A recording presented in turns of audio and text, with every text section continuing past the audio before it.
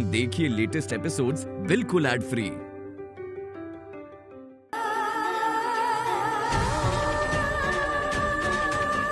कल्याणी कल्याणी कल्याणी कल्याणी कल्याणी, अरे कल्याणी, कल्याणी का हो रहल बा? हमरा कुछ दिखाई न दे रहल बा बलराज जी, हमरा कुछ दिखाई न दे रहल बा।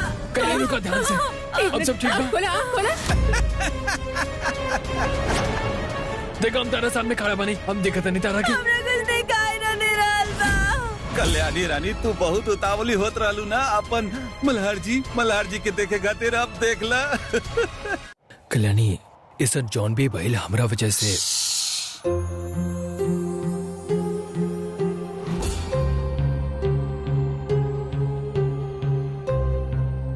मल्हार जी, अगर आप एक बार और कहनी ना कि जॉन भी भइल बा वो आपके वजह से भइल बा, तो हम आपके का तू तो हम का करबू?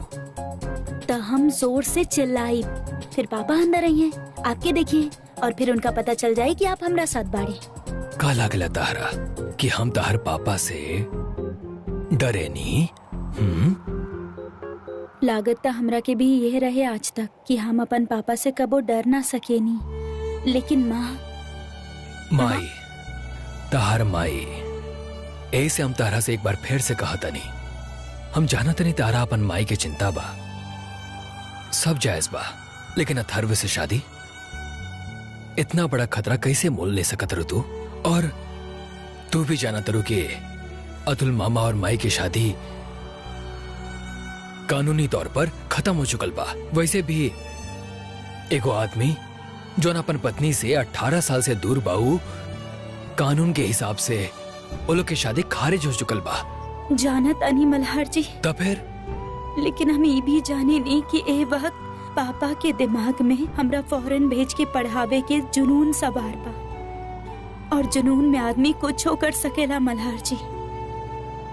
वैसे भी पापा के यह लागेला कि माँ हमार ब्रेन वॉश कैले बाड़ी, कहीं वो माँ से बदला लेवे खातिर वो कुछ ऐसन पैतरा आजमैले और कोर्ट में ही साबित कर देले कि उनकर और माँ के शादी अब भी जायज बा, दोनों अब भी पति पत्नी बाड़े। तो का होई मल्हार जी, हमार माँ की जिंदगी तो हमेशा खातिर बर्बाद हो जाई ना, उनकर फ्यूचर खत्म हो जाई।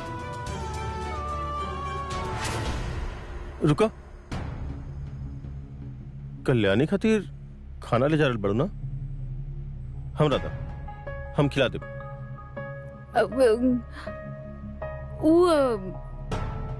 आई ड्रॉप मालूम है हमरा, याद बा हमरा। अकेले तू नहीं खू कल्याणी के फिक्र करे खातिर, बाकी लोग भी बड़े।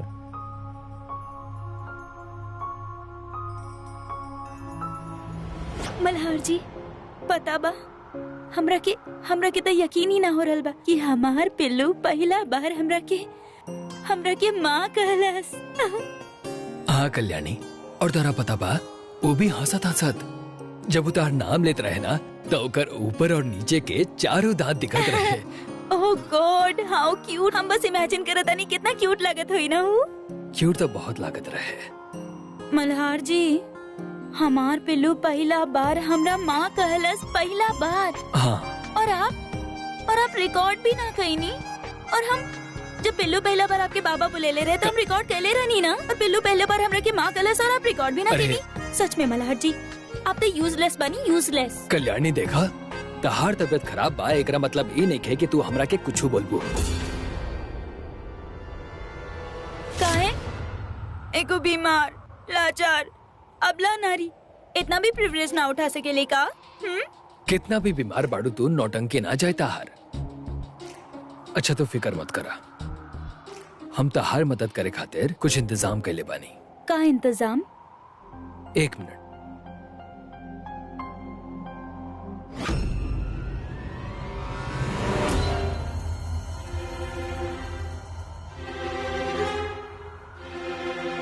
हो गई। बाकी कहनी का आप?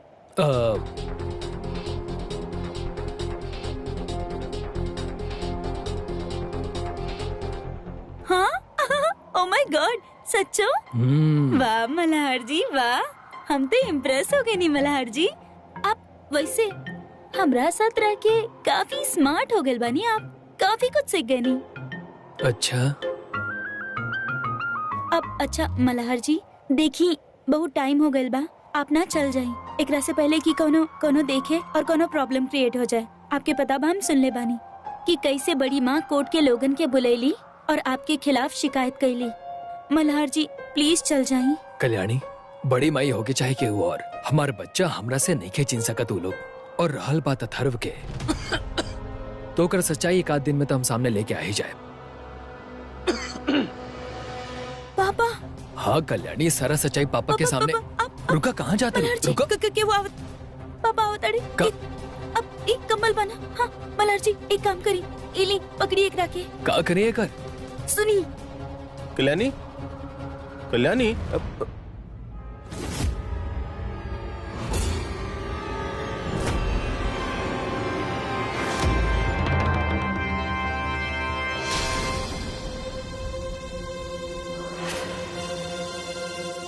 कल्याणी,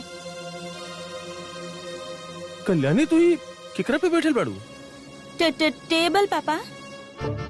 ओ पापा बेड पे लेटल लेटल ना हम बहुत बोर हो गए नी, तो ऐसे हम ही टेबल पर बैठल बानी। माँ ही एकरा पे कंबल डाल ले बाड़ी। हाँ टेबल पर टेबल तो उ तरफ। अरे टेबल पे कहाँ बैठल बाड़ू? वहाँ से कुर्सी ले लो ना, हम कुर्सी लेकर आते हैं। अरे नाना पापा हम ही टेबल पर बहुत कंफर्टेबल बानी। अरे ये देखी, हाँ हाँ बहुत बहुत कंफर्टेबल टेबल बाई, हम कंफर्टेबल बानी। आर यू श्योर? Yes yes. अच्छा ठीक बा, अब ये ला खाना खा ला। ला ला। ना ना ना पापा खाना खाए। पापा हम अभी बहुत बोर हो चुकल बानी। एक काम करी ना, थोड़ा बाहर टहले चलल जा, फिर आके खाना खा ले। अरे पर तू तो कहलू कि।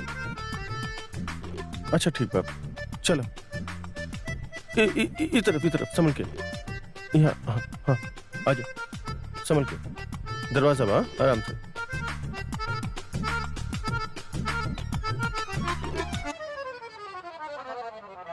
बस ये रागल रहे। एसीपी मल्हार राणे खुद चोर जैसन छिपल बा।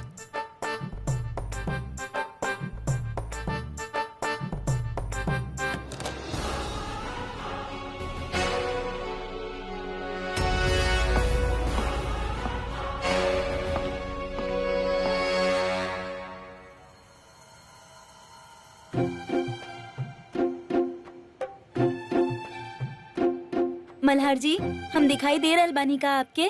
हाँ कल्याणी। चला अच्छा बा, अब आप हमरा के गाइड कर सकेनी। हाँ वो दवाई लगेलू? हाँ मल्हार जी लगैनी। बाकी मल्हार जी आपके पता बा वो दवाई इतना गंदा बा ना कि लगाते ही बस आँख जले लागेला, बहुत दर्द होखेला। का भइल? का आप भी कोनो दवाई लगेले बानी का? सही पकड़ ले बाड़ू तू कल्याणी। मल्हार के कमर में बहुत दर्द बा। वो कहा ना एसीपी साहब के टेबल बने के बहुत शौक बा। एक सेकंड मल्हार जी, आप कहे का चाहनी कि हम भारी बानी, हम मोटी बानी? मल्हार जी हम मोटी नहीं की, आपके पीठ स्ट्रॉन्ग नहीं के। हाँ अगर ऐसन बात बा ना तो आपके पीठ की एक्सरसाइज करे के चाहिए। कल्याणी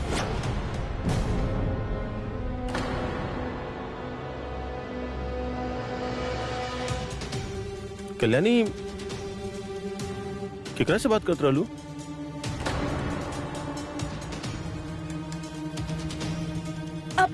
पापा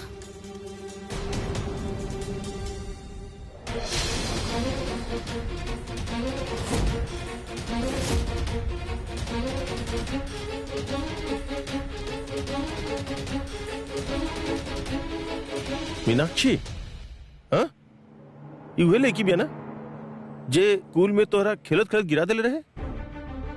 हाँ पापा, पर वो बात के बहुत टाइम हो गइल बा। अभी हम और दोस्त बानी। लाई फोन दी। हाँ हमने खाना खाता नहीं। हाँ हाँ तू कमरा में घूमत क्या बाड़ू? हाँ अब चल बेटा, बेटा बेटा पीछे पीछे। हाँ हमने खाना खाता नहीं, एजे से बाहर मत निकला, एजे बैठा लीजिए, ठीक है ना? हाँ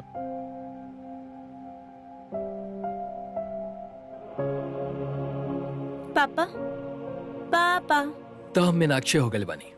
अब मल्हार जी हमरा पास और कोनो ऑप्शन भी ना रहे। ऐसा लगाता कॉलेज के लड़कियां अपन माँ बाप से अपन बॉयफ्रेंड के नाम छुपाव दिया। मल्हार जी शुक्र मनाई कि अभी तक हम सिर्फ मीनाक्षी लिख ले बानी। पहले तो बताई हमारे फोन पे आपके नाम आइटम का रहल? मल्हार जी आप हमरा के हेल्प करे खातिर ही सब कहनी ना, तब का फालतू के बेकार के बात लेके बैठ गए नी। देखी हमरा ना बहुत प्यास लगल बा, हमरा ना मटका के ठंडा पानी पिए के बा। ई पानी पी पी के ना गला सूख गइल बा। ठीक बा कल्याणी, अब बेड से खड़ा हो जा, चल शुरू करा। रुका ओने ना टेबल रखल बा, अबे लेफ्ट हैंड करा। 3 कदम पर दरवाजा बा। हाँ सही चादर। अब तू आंगन में आगे बढ़ो। लेफ्ट साइड पे पिलर बा, अगर तू गिन के चलल शुरू करबू तो चौथे पिलर के लगे मटका रखल बा। चौथा ओके। फर्स्ट,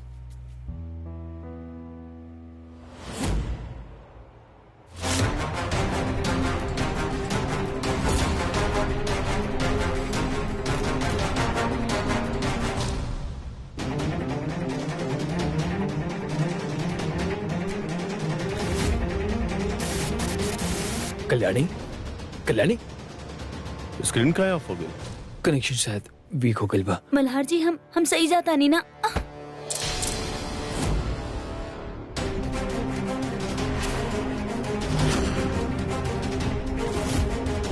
दिक्कत कहने की कुछ। कल्याणी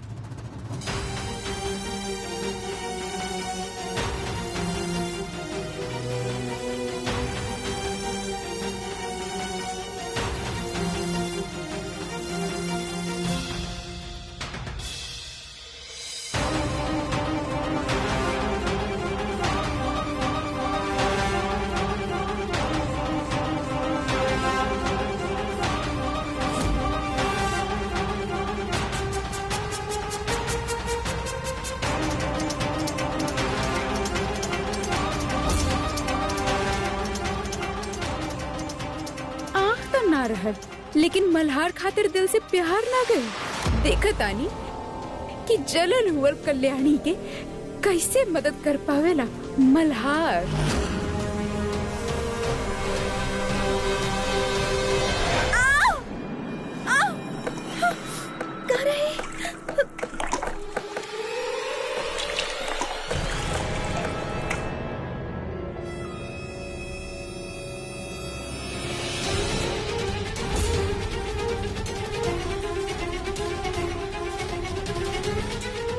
के बा यहाँ पर? के बा?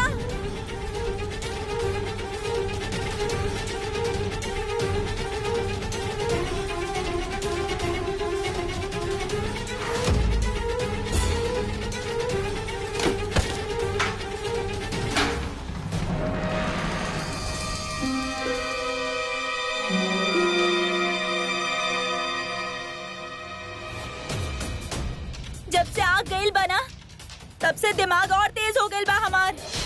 तो तरह हमरा से ज्यादा बच के रही के होगी। कल्याणी अरे कल्याणी ये काबिल तू बाहर का एलू मना कल्याणी नाम तू बाहर का एलू। कल्याणी तू ठीक बाड़ू ना कल्याणी? हाँ? अरे मामा आप एकरा से का पूछ रहल बानी? ई सब मल्हार के कियल धरल बा। मल्हार एकर कमरा में कैमरा लगवाइलस और ब्लूटूथ के जरिया एकरा यहाँ वहाँ जाए खातिर उकसात रहली। संपदा अब देखा संपदा तहरा बाना हमार फिक्र करे के कोनो जरूरत नहीं के।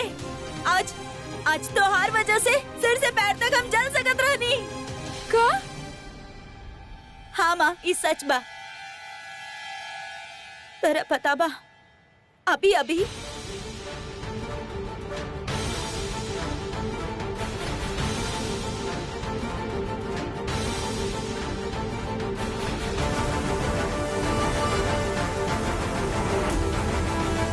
और जैसे ही हम आवाज सुननी हम समझ गए नहीं कि इतना घिनौना काम संपदा के अलावा और केहू कर ही ना सकेला। पता रहे हम रखे काहे सही बानी ना हम?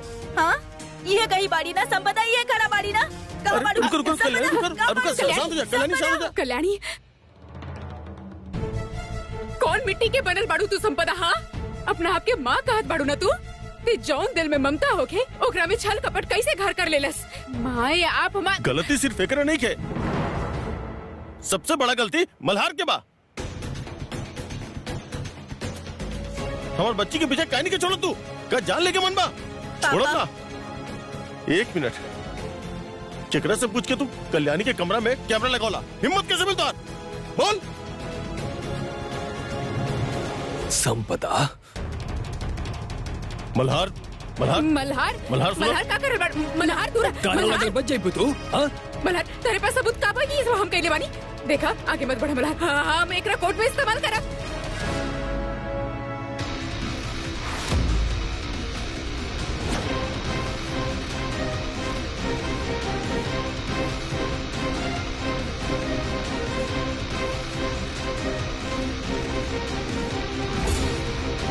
हिम्मत कैसे भइल तुहार पत्नी के कल्याणी के चोट पहुंचावे के कोशिश करे के? हाँ, वैसे ही एकर जिंदगी में कम तकलीफ बाकी। माँ कसम हमार मन तक करता कि ये भगोना से तुहार सर के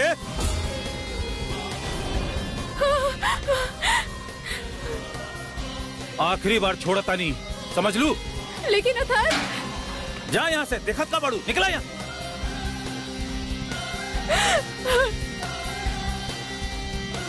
कल्याणी, कल्याणी तोरा चोट तना आइल ना? दादा फिक्र मत करी, वो जो कैमरा लगल बा ना कल्याणी के कमरा में, सब के सब निकलवाई। और ये बात बड़ा से बड़ा पुलिस ऑफिसर तक हम ये बात ले जाए, और यही बात के सबूत बना के हम यही के मोक्ष यही से चुरा के छीन ले। हम समझला? अथर्व, अथर्व देख, अथर्व, पापा देख, पापा प्लीज आप ओकरा रोकी। पापा हम आपसे प्रॉमिस करत तानी, हम मल्हार जी आज के बाद हमारे रूम में कबो नहीं है। पापा प्लीज अथर्व के रोकी ना।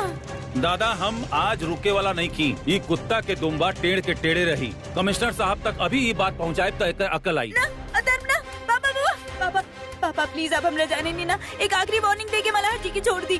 पापा प्लीज, पापा।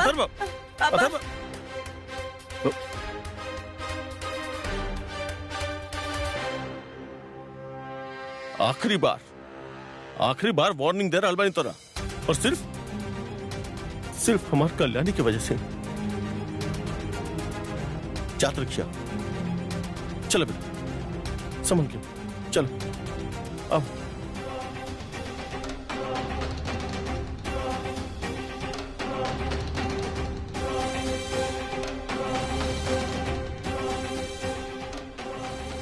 वादा करा तनी अथर्व, आज की रात खत्म होने से पहले हम तो हर गैर कानूनी धंधा के खिलाफ सबूत इकट्ठा कर ले। जौन पैसा के इतना रुबाब दिखावत रहा, वो पैसा कहाँ से आयल बा इस सारा दुनिया के सामने लिया के रहा।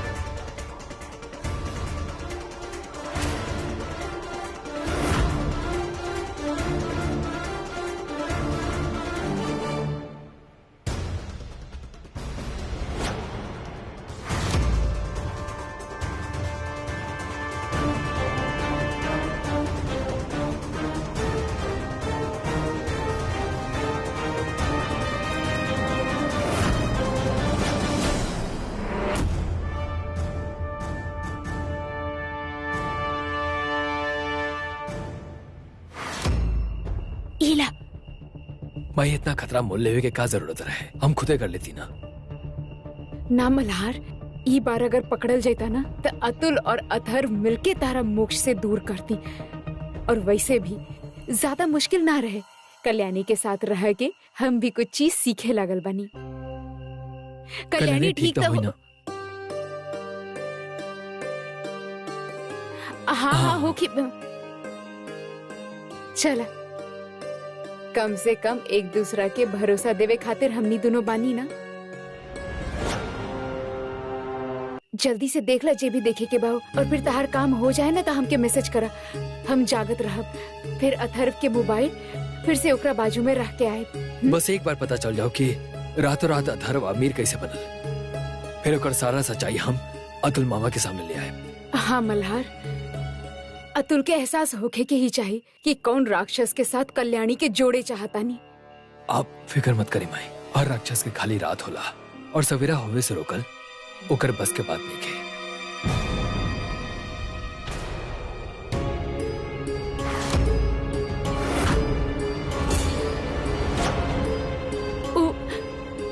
संपदा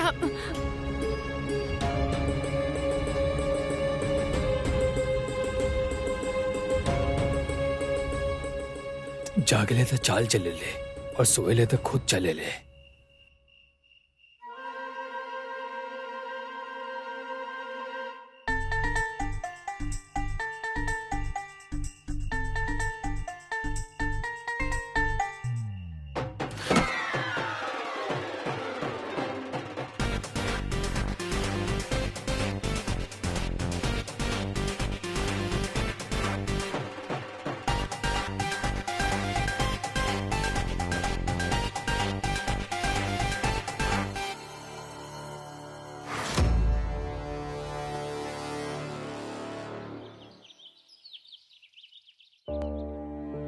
तो ठीक पड़ू।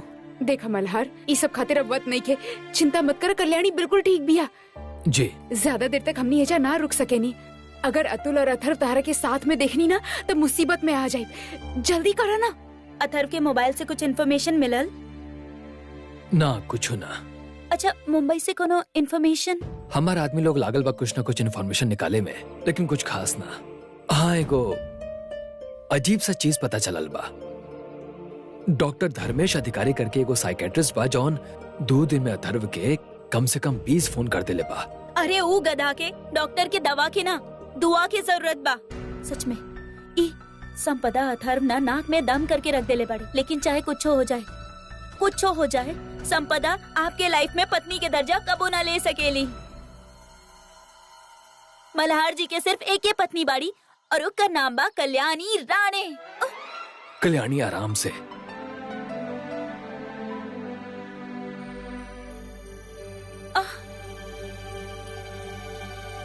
अब हमार मतलब पिल्लू के माँ के दर्जा क्यों ना लो सकेला? ओकर माँ सिर्फ हम बानी, कल्याणी राणे।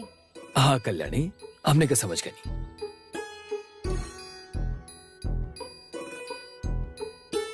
मैं आप का इतना मुस्कुराता नहीं? कुछ ना, बस ऐसे ही। हम सोचते रहने कि आज ही मुंबई जाके वो डॉक्टर से बात करें, लेकिन सीएम की यहाँ ड्यूटी लग गई, बता हम औरंगाबाद छोड़िए नहीं की सका। मल्हार जी आप चिंता मत करब, आप बस वो डॉक्टर के नंबर माँ के दे दी। हमारे पास डॉक्टर तक पहुँचे के एगो आइडिया बा। पापा, उ हमार मुंबई में जो दोस्त बाड़ी ना प्राची, उ ना मुंबई में एगो बहुत बड़ डॉक्टर के नाम रेकमेंड कैले बाड़ी। कहत रहली कि वो बहुत सारा लोगन के आईसाइट के ठीक कैले बाड़े। पापा, हमरा लागेला हमनी के ना वो डॉक्टर के पास जाए के चाहिए। ऐसे का हमनी मुंबई जा सके नहीं वो डॉक्टर के पास? हाँ हाँ कल्याणी, जरूर जा सके नहीं। हाँ। ई वक्त हार आंखों से ज्यादा जरूरी और कुछ भी नहीं क्या? अरे ना जाए के का जरूरत बा, जब वो इतना बड़ा आई स्पेशलिस्ट डॉक्टर निकम बोलले बड़े कि कल्याणी के आंख कुछ दिन में ठीक हो जाये तो फिर पापा ना पापा, हमरा का लगेला ना कि ई डॉक्टर के वजह से हमारा आंख दोबारा आ जाये। पापा प्लीज हमनी के जाए के चाहिए। अरे लेकिन दादा अरे ठीक तो कहती कल्याणी, तू मना क्या कर रहल बड़ा? मना न करत रहनी, खाली यही खातिर कहता नहीं कि हमरा लगल कि शायद ऐसा हालत में कल्याणी के कहीं ले गई ठीक ना होई। बस हम मानी ना, हम जाए साथ में। कल्याणी हम आजे मुंबई जाए, ठीक बा ना? आज ना हमार मतलब बा आज तक आपके अथर्व के कंपनी में पहला दिन बा ना? बस केहू तरह अतुल दादा के सावधानी से रोके के पड़ी। बाकी कल्याणी और कराई के तो हम आसानी से संभाल ही ले हम। हाँ पर कोनो बात नहीं क्या, कल्याणी से बढ़ के हमारे खातिर कुछ नहीं ना। हाँ वो आपके पहला दिन ना बा दादा। हम मैनेजर के बुलेले बानी कोनो स्पेशली काम समझावे खातिर। आप काम पर ध्यान दी, हम ले जाए कल्याणी के। और हम भी तो जाइब ना साथ में। ठीक बा। मुंबई जाके हमरा उस साइकियाट्रिस्ट के पता लगावे के होखी जे बार बार अथर्व के कॉल करेला। एक कपड़ा पहले एजा पड़ल बा।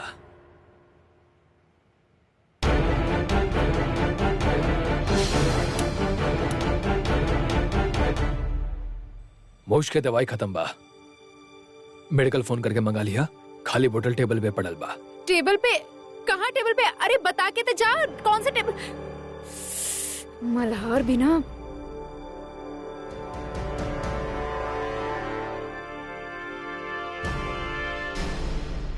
शायद यही वाला होगी, मंगावता नहीं। अरे ओ डॉक्टर अधिकारी, हम कितना बार कहले बानी कि घर पे ऐसे बार बार फोन मत कई करा। हम जानत बानी कि मुग्धा हमार बीवी बिया, लेकिन एकर ये मतलब नहीं कि तू फोन करत रहा। आवत आनी मुंबई, मिलत बानी तोरा से। हाँ मान लेली कि मुक्ता के पागल बना के ओकर सारा जायदाद हड़प लेनी, लेकिन अब मुक्ता के कांटा हमार हलक के कांटा बन गइल बा। हमहू तोरा से बहुत प्यार करेनी अथर्व, और तू अमीर बड़ा गरीब बड़ा, हमरा ओकरा से कोनो फर्क ना पड़ेला। ओके पागलपन के इंजेक्शन देकर पागल तो बना देली, लेकिन कब तक अथर्व बापट, कब तक ओकर पागलपन के मसला में उलझत रहब।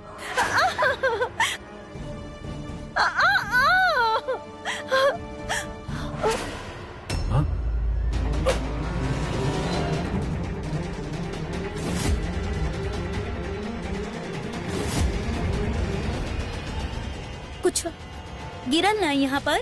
ना वो हम आवाज सुननी, सेंस भइल। ना वो कुछ ना।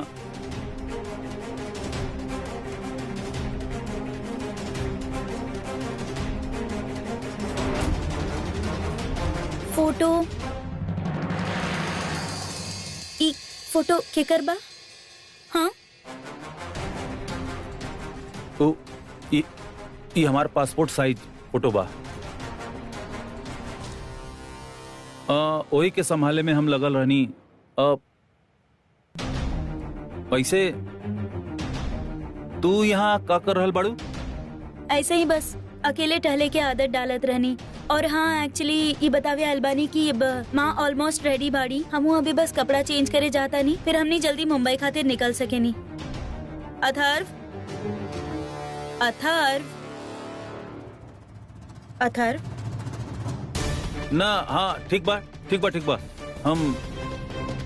हम तो के तोहार कमरा तक छोड़ देता नहीं। चला ना, हम अकेले चल जाए। Thank you. अरे चला ना कल्लू, छोड़ देता नहीं ना। चला चला।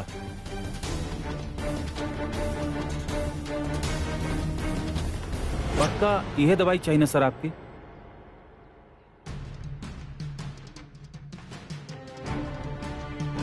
ये तो आई ड्रॉप है ना। संपदा कफ सिरप मंगेले होगी। लेकिन दीदी तब फोन पे यह दवाई लावे खातिर कहले रही। आप रुकिए, हम देख क्या होता नहीं। ठीक बा। संपदा, संपदा कहाँ चल गई ली?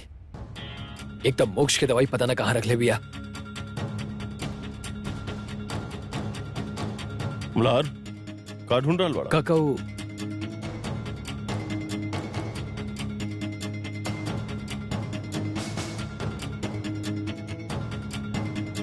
कल्याणी के आई ड्रॉप।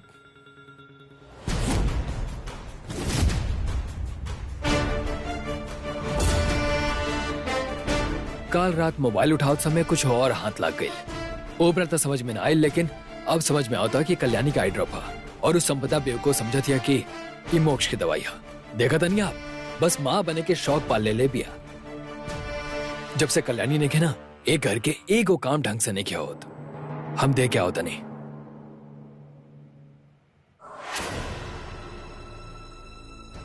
देखें, ऑर्डर देते समय कुछ कंफ्यूजन भले हुई।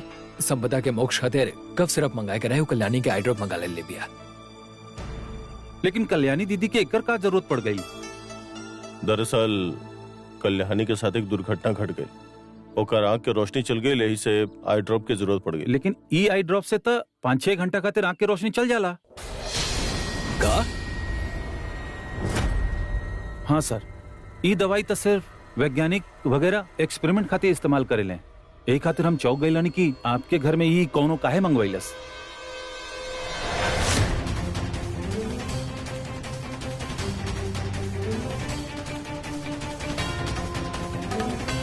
कल्याणी आंख में दवाई डाल रहल बानी। हाँ।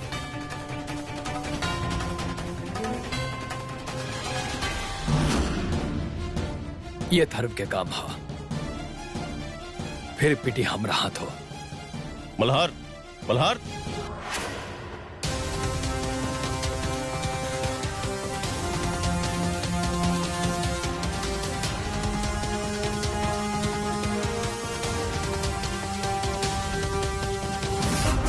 अब थोड़ा देर आराम करा। फिर अथर्व तू दोनों के मुंबई लेके जाई। हम ऑफिस जाके तैयारी करता नहीं।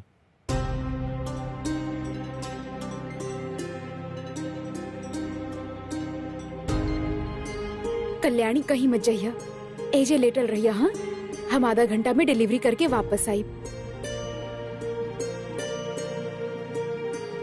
अभी तो तू कल्याणी की आंख में आई ड्रॉप्स डाल दे लू, लेकिन मुंबई जाके मत भूलिया। याद बना डॉक्टर का काले बड़े हर 6 घंटा में आई ड्रॉप्स डाले जरूरी बा। हाँ तब मल्हार का भइल, सब ठीक बा ना? तू फिर इस तरफ हिला। अरे कैसा आदमी बड़ा तू? हम कल रहे नहीं ना, हमार बच्ची से दूर रहा। लेकिन तू देखा, बहुत हो गई, बहुत हो गई। हम अथर्व से कह के तो हर शिकायत कमिश्नर तक करब, फिर चाहे तो हर बच्चा तोरा से हमेशा खातिर छीन लियल गए। अदल मामा, आप जानते हैं कि अथर्व। हाँ, मल्हार, मल्हार का बोलते नहीं, आप तो हम जानते नहीं ना। जानता नहीं, यही से कह रहल बानी। हमार बात सुना।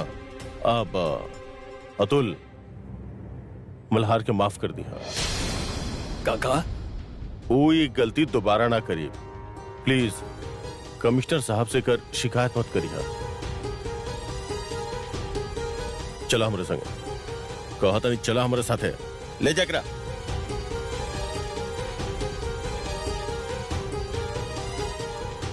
मल्हार दोबारा यहाँ ना आए, आप शिकायत मत करी।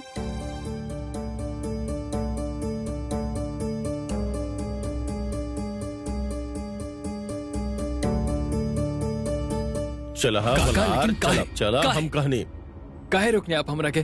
बोले देती ना सच, अथर्व के सारा सच्चाई सामने आ जाती। सॉरी, लेकिन एक बात, हमारी बात ध्यान से ठंडा दिमाग से सुन लिया। डॉक्टर कल्याणी के दवाई हर 6 घंटा में देवे के कहले बा। एक मतलब दवाई के असर 6 घंटा तक रही। अनुप्रिया जी कल्याणी की वो दवाई दे चुकल बाड़ी, तो 6 घंटा तक हमने के वैसे भी कुछ नहीं कर सकत।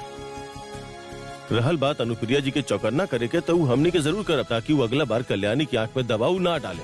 मल्हार हमार बात समझा तू। अथर्व के खिलाफ फिलहाल हमने के पास कोनो सबूत है नहीं है।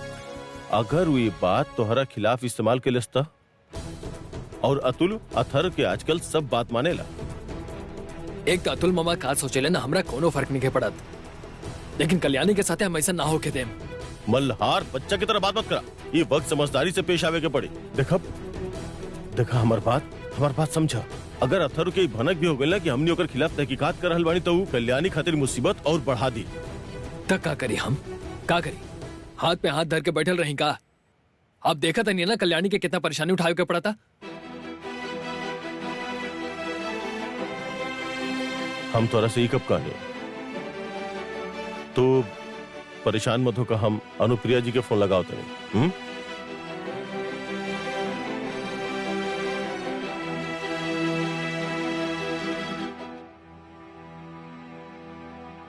शांति से तू सुझ जा, सुझ जा आराम से।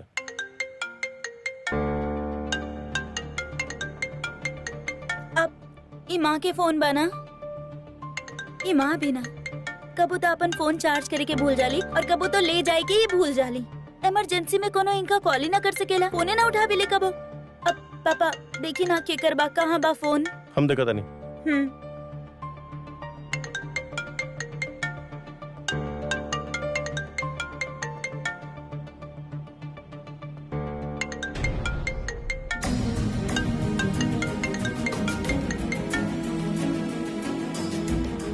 क्या कर रहे हैं पापा?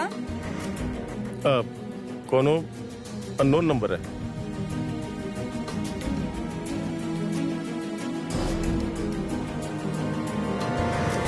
ए, फोन काट दे लीन। एक बार वापस ट्राई करते नहीं। The number you have dialed is switched off. काबिल पहले रिंग भइल और अब स्विच ऑफ आ रहल बा। तो काका कागल जाओ बे। कल्याणी के भी नहीं कर सकत, ये हालत में कहाँ फोन उठाई? और कोनो तरीका बा हमने के लगे ना।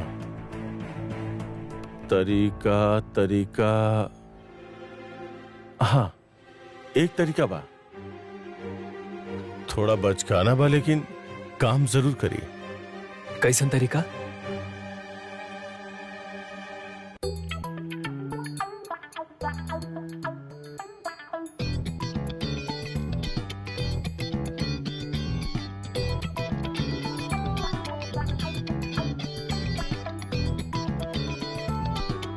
चला निशान लगावा। काका ये सब करल जरूरी बका। का बचपना है ई? बचपना कहा या कुछ भी, कल्याणी की आंख के फिकर बाकी ना।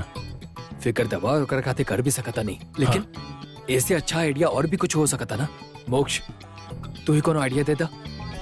मोक्ष हाथ खड़ा कर ले बा। अब तू कल्याणी तक की मैसेज पहुंचावे खातिर ई सबसे अच्छा तरीका के इस्तेमाल करा। चला निशान लगावा।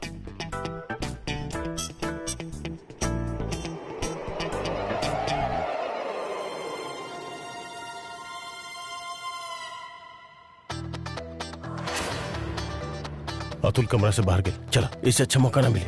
अच्छा निशाना बिस्तर पे लगी है ताकि आवाज सुन के कल्याणी यहाँ आ जाए। अब बहुत साल बाद चलाता नहीं, बचपन में चले ले रानी। हमरा यो सिखावे के पड़ी। देखब एक आंख बंद करके थोड़ा लेफ्ट, अरे थोड़ा राइट। अरे मल्हार आप ही चला ली ना।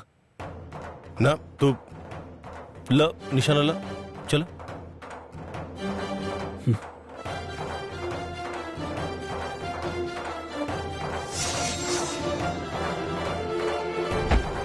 अरे बाप रे, ये पत्थर कहां से आ गए? अब मल्हार ये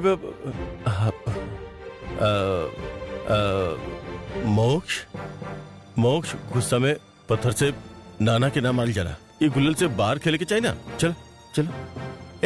रुका रुका रुका रुका। रुका। कौल केकरा पे चला पता नहीं आप? ना कुछ ना, ये कुछ बंदर आ गेल रहे।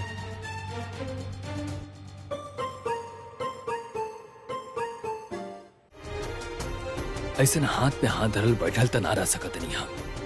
हमरा कोनो ना कोनो तरीका से कल्याणी को आई ड्रॉप इस्तेमाल करे से रोके के होई, लेकिन कैसे? अतुल मामा के राहत सीधे जाके बात त नहीं कर सकत, और ऊपर से संपदा उ त मौका के इंतजार में बिया कि कैसे वो हमरा के तारा से अलग कर दो।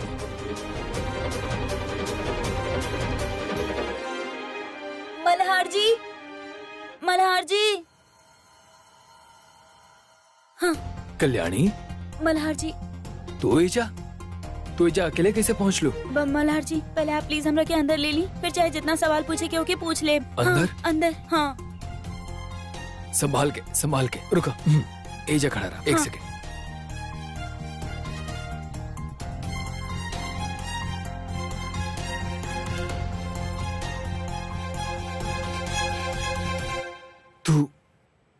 तू एजा तकले पहुंच लू कैसे कल्याणी?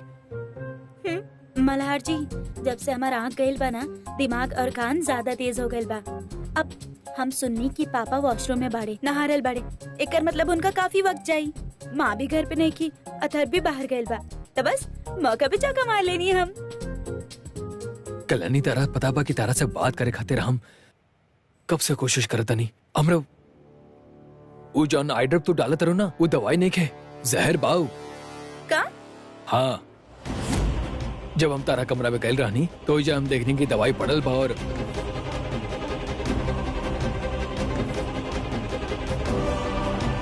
एकर मतलब अथर्व के आई ड्रॉप की वजह से हमरा कुछ दिखाई ना दे रहा बा। हाँ कल्याणी, ऐसे माई के बोल दिया कि दवाई तारा आंख में ना लगावस, लेकिन अथर्व की बात पता ना चले के चाहिए, ओकरा के ऐसा लागे के चाहिए कि सब कुछ ओकरा मुताबिक चलता। ऐसे जौन भी कुछ बा। मल्हार जी, शर्म ना आवेला का आपके? हमारे सामने कपड़ा चेंज करत तानी आप।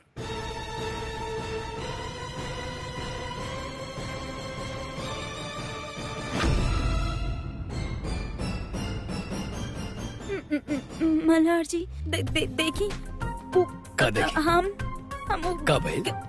मल्हार जी देखिए, का? सुनी ना, वो हम आपके बतावे वाला रहनी। का बतावे वाला रहनी? Actually, का लगल तारा? मल्हार जी, हाँ?